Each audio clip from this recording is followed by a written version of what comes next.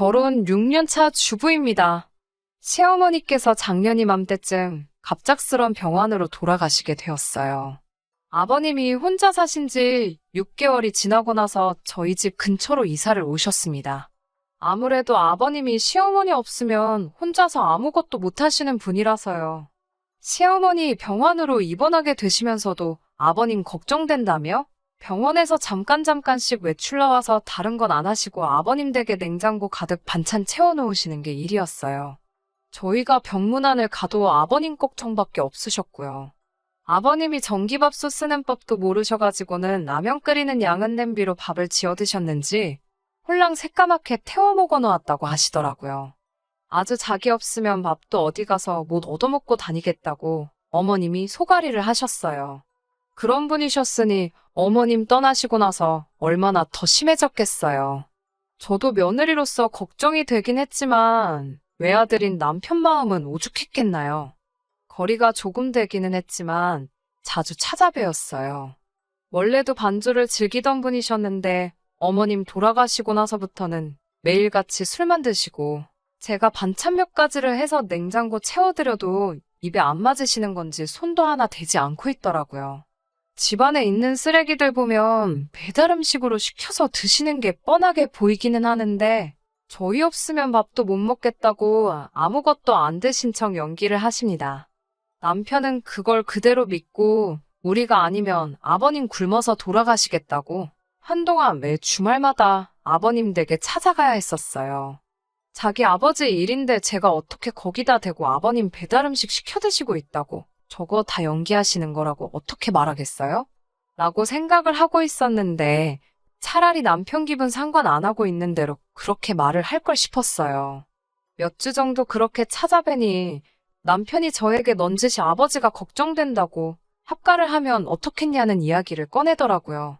저도 처음에는 반대를 하다가 자식이 자기 부모 걱정하는 게 당연한 일이고 이대로라면 매 주말마다 1시간 거리에 아버님 댁에 가서 같이 저녁 식사하고 오는 게 일상이 될 것만 같아서 합가까지는 안 되겠고 저희 집 근처에 적당한 방이 있으면 월세로 얻어드리자고 했어요.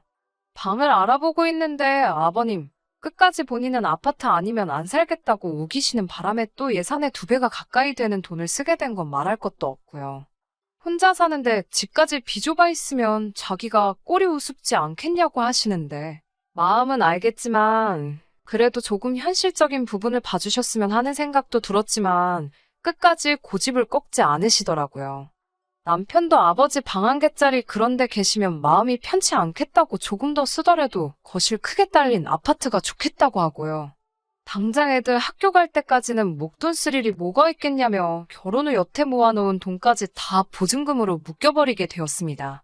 여기까지 해서 끝난 이야기라면 사연을 적지도 않았을 거예요. 저희 집에서 걸어서 5분 거리에 있는 같은 단지 내 아파트를 얻어드렸는데 언젠가부터 아버님이 저녁이면 당연하게 저희 집으로 오시더라고요. 처음에는 혼자 밥 먹기 적적해서 오셨다고 식사만 하고 가시던 게 과일 하나 깎아와 보라고 해서 과일 내오면 그거 다 드시고 가시고 그러다가 텔레비전에서 자기가 좋아하는 프로가 한다고 이것만 보고 가신다고 하시고 그러다 보니 밤 12시가 될 때까지 집을 안 가시기 시작하시는 거예요. 심지어 주말에는 애들 방 뺏어서 거기서 주무시고 가시고요. 그러다 보니 일요일 아침이 되면 시아버지도 동행해서 같이 나들이를 가야 하고 준비도 제가 다 해야 했어요. 이기적으로 보일 수도 있겠지만 저는 사실 애들하고 남편하고만 있는 게 편하고 좋거든요. 아무리 남편 가족이라고 하지만 아버님 계시는데 당연히 저도 행동이나 말투 눈치 보면서 조심해야 하는 것도 그렇고 옷도 집에서만큼은 편하게 입고 있고 싶은데 이상하게 보실 수도 있으니 옷 입는 것까지 더 신경 쓰게 되는 게 너무 불편하네요. 저녁에 오시니 음식 준비해야 하는 것도 일이지만 식사 끝나고 나서도 제가 좋아하는 TV 프로 하나 못 보고 식사 후에는 꼭 과일 같은 걸 드셔야 하는지 장볼 때마다 아버님 드실 과일까지 생각해야 합니다. 입도 짧으신 편이라 어제 내왔던 과일은 오늘은 안 드세요. 과일만 그러는 게 아니라 반찬까지 그러시니 아주 미칠 노릇입니다. 아버님 가까이 오시고부터는 남편하고 둘만의 시간도 없고 애들 잠들면 가끔씩 치킨이나 족발 같은 야식 시켜서 맥주 한잔 하는 것도 삶의 낙 같은 것 중에 하나였는데 말이에요. 저녁도 대충 있는 걸로 때우고 널브러져 있고 싶은 날도 있기 마련인데 그럴 수도 없고 저녁도 외식이나 배달 음식으로 때우고 싶을 때도 많은데 아버님이 배달 음식은 일절 못 시키게 하세요. 제가 반찬 해다 드렸을 땐 손도 안 대시고 배달 음식으로만 드시더니 이제는 밥 차려주는 사람이 생겨서 그런가 배달 음식을 안 드시려 하는 건가 하는 생각도 드네요. 매일 새로운 반찬 하면서 저녁밥상 차리는 게 아주 일이고 어머님 돌아가시고 한동안 다니시던 일 안 나가시다가 최근에 새로운 일 구하셔서 가끔씩 나가시기는 하는데 일 없는 날이면 낮부터 와서 점심 좀 차려달라고 하실 때도 있습니다. 저보고 국수 좀 한 그릇 말아달라고 하시길래 국수도 내드렸는데 마침 국물용 멸치가 다 떨어져서 다시마랑 디포리 가지고만 끓여드렸거든요. 그랬더니 국물 맛이 어쩌고 하시면서 불평불만에 잔소리까지 하시고 멸치가 없어서 그랬다고 하니 없으면 사오면 되는 거 아니냐고 화를 내시면서 며느리가 시아버지한테 말대꾸한다고 소리를 지르시더라고요. 적다 보니 너무 불평불만밖에 없어서 그냥 제가 못된 사람인가 싶네요. 다른 며느리분들은 다 아무렇지 않게 모시고 사는 건지 아버님 말 맞다는 남들은 당연하게 하는 걸 제가 너무 싫어만 하는 게 아닌가 싶더라고요. 어디 하소연할 곳도 없고 해서 이렇게 갑갑한 마음 사연으로나 한번 적어봤습니다. 저 같은 고민 가지고 계신 분들 어디 또 없나요? 심심한 위로라도 한번 받아봤으면 좋겠네요. 안녕하세요. 몇 달 전에 시어머니 돌아가시고 혼자 되신 시아버지 때문에 반합가나 다름없이 산다고 신세한탄하던 쓰니입니다. 오랜만에 다시 사연 적습니다. 댓글에도 애타게 후기 찾아주시던 분들이 계셔서 최근 상황이나마 한번 이렇게 보내봅니다. 사연 적고 나서 얼마 동안 별로 다른 일이 있거나 하지는 않았어요. 댓글 중에 이혼하라는 댓글도 많이 봤는데 저도 이혼 당연히 생각 안 해본 적 없지만 이제 3살, 5살 된 아이들 두고 제가 일을 나간다는 게 상상도 되지 않고 사실 결혼 전에도 제가 무슨 일을 했어서 경력이 있던 것도 아니고 해서 그래서 쉽게 결정을 내리지 못했나 봐요. 남편한테 말해보라는 댓글도 많았는데 설마 제가 그동안 남편에게 말 한마디 안 해봤을까 봐요. 남편도 제가 고생하는 건 알고 있는지 아버님 일로 말 한 번이라도 꺼낼라 치면 눈치채고서는 자기가 늘 고마워하는 거 알아달라고 하면서 은근슬쩍 넘어가거든요. 거기서 툭 까놓고 말 안 한 제 잘못도 있겠지만서도 아무튼 얼마 전에 제가 참을 수 없는 사건이 터졌어요. 아무 일도 없었다면 후기 보낼 필요도 없었겠죠? 아버님께서 사실 그렇게 깔끔하고 청결하신 분은 아니세요. 그게 크게 문제가 되거나 한 적은 없었는데 얼마 전에 아버님께서 거실에 앉아 발가락 사이를 깍지를 끼시고 만지작대고 계시더라고요. 그리고 나서 그 손으로 우리 애들 볼을 만지고 입에 드시고 계시던 과일을 발에 깍지 끼고 있던 그 손으로 다시 잡아서 아이들 입에 넣어주시길래 제가 깜짝 놀라서 아버님 팔을 툭 쳐버리고 말았어요. 당연히 집이 난리가 났죠. 남편도 저한테 버르장머리 없게 뭐 하는 거냐 한 소리하고 애들은 무슨 일인지 인지도 못한 상황에서 큰 소리가 오고 가니 엉엉 울기 시작했고요. 그래도 저는 짚고 넘어갈 건 정확하게 짚고 넘어가야겠다는 생각이 들어서 말했어요. 아버님, 아무리 그래도 발꼬락 만지던 손으로 애들 먹을 거 주시는 건 조금 아닌 것 같다고요. 유난스러운 애엄마처럼 보일지 몰라도 저 아이들 갓 태어났을 때는 충치균 옮을 수도 있다는 말에 애들한테 뽀뽀하는 것조차 어려워하던 사람이에요. 발 한 번 만진 손으로 뭐 먹는다고 애들이 아프거나 그러지 않는 건 알고 있지만 그렇다고 그걸 가만둘 수도 없잖아요. 그래서 다른 건 몰라도 아이들 관련된 거 있어서만큼은 조금 조심해 주시면 좋겠다고 딱 말씀드렸어요. 아버님 기분 나쁘셨을 것도 이해가 되지만 베란다로 나가시더니 거기서 담배에 불까지 붙이시더라고요. 처음으로 아버님한테 저한테 왜 그러시냐고 소리를 질렀어요. 아버님은 기분 나쁜 거 숨기지 못하시고 집으로 돌아가셨고요. 남편은 저한테 뭐라 한 소리를 시작하네요. 같이 사는 것도 아닌데 참 너무한 거 아니냐라고 말도 안 되는 소리를 하더라고요. 매일같이 오며 가며 하시는데 이게 같이 사는 게 아니면 뭐냐고. 잠만 딴 데 가서 주무시면 따로 사는 게 되는 거냐고 저도 소리를 질렀지요.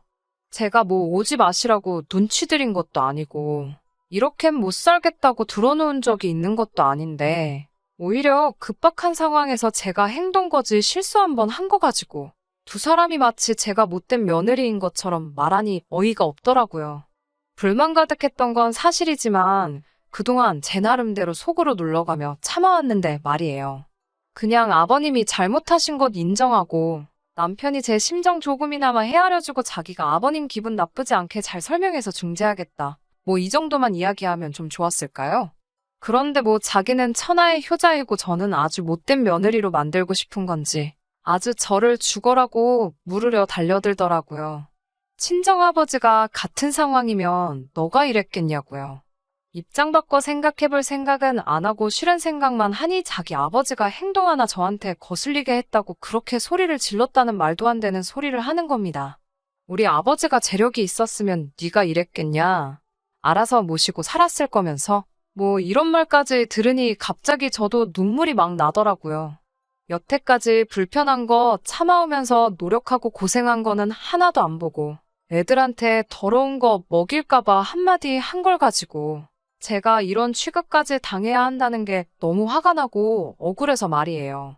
남편 말 맞다나 시아버지가 제 친아버지도 아니고 말 그대로 시집 올 때 받은 거라고는 남들 다 받는 만큼보다 모자라게 받은 것밖에 없습니다. 그나마 이제 좀 자리 좀 잡고 살만해지니 저금이라고 모은 거 보증금으로 들어가고 우리 생활비에서 쪼개서 그 비싼 월세 내드리고 있는 건데 제가 뭘 모자라게 했다는 건지 계속 바라고만 계시고요. 더 말하고 싶지도 않아서 방으로 들어갔습니다. 남편이 출근한 다음 날에 저는 몰래 짐을 쌌어요. 어제 그렇게 화를 내고 가셨으면서도 아버님은 약속이라도 한 듯 남편 퇴근 시간 맞춰서 저녁밥 달라고 집으로 오시더라고요. 아버님하고 남편 있는 그 자리에서 싸놓은 짐 가방 꺼내놓으면서 저는 이만 이 집에서 나가겠다고 말을 꺼냈습니다. 남편이 전날 저에게 했던 이야기 그대로 아버님께 설명드리고 저는 그래도 최선을 다해서 한다고 했는데 아버님이 저희 집 아버지도 아니고 저도 이 집 딸자식이 아니니 제가 충분한 효도라고 생각했던 게 아버님께는 모자랄 수도 있었겠다고요. 그래서 이렇게 집을 나갈 테니 아버님 자식에게 효도받으며 맘 편히 계시라고 말씀드렸습니다. 아버님 댁 월세는 저희가 내고 있고 보증금도 저희 돈으로 한 거나 마찬가지니 그 집이 제 집이다 생각하고 저는 거기서 지내겠다고 했어요. 아이들은 제가 돌볼 테니 걱정하지 말고 잠들기 전에 너무 놀라게 하고 싶지 않으니 내일 아침에 와서 데려간다고 하고 저는 집 밖으로 나와버렸죠. 집을 나오는데 두 사람이 뭐라 하는데 듣기도 싫어서 그냥 문박차고 계단으로 후다닥 내려갔습니다. 그거 계단으로 쫓아오면 얼마나 걸린다고? 두 사람은 버선발로 저를 따라 나오면서도 엘리베이터를 타고 나오더라고요. 한참 혼자 걷고 있으니 맨발로 쫓아온 두 사람이 이제는 오히려 저한테 잘못했다고 사과하네요.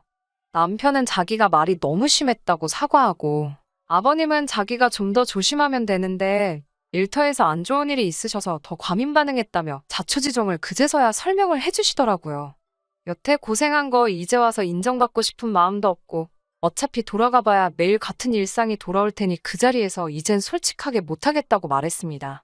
남편만큼은 아니겠지만 아버님 걱정하는 마음 똑같고 저도 최선을 다해 잘하고 싶지만 이제는 할 만큼 한 것 같다고 매일같이 이렇게 더 했다가는 마음에서 우러나와 해오던 효도였는데 더 이상 그렇게 해드리지 못할 것 같은 기분이 든다고 솔직하게 말씀드렸어요.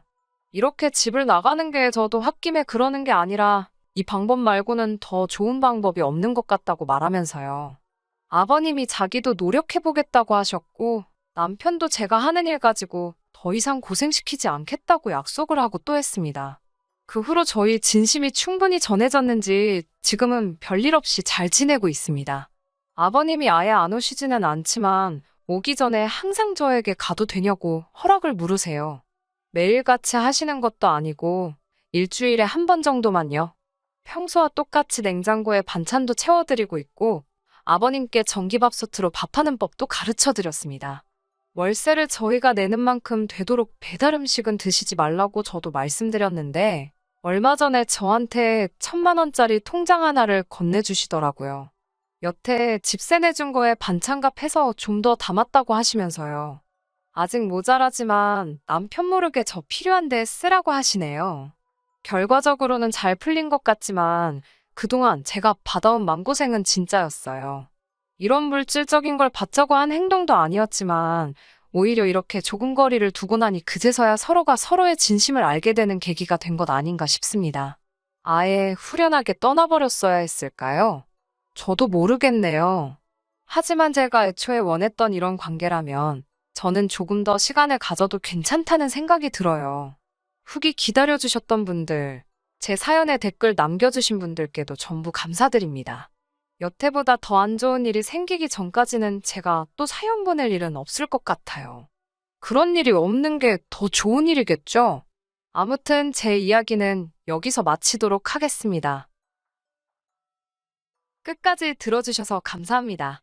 오늘의 사연은 여기까지입니다. 구독과 좋아요, 알람 설정 부탁드리고 더 좋은 사연으로 다시 찾아뵙겠습니다. 감사합니다.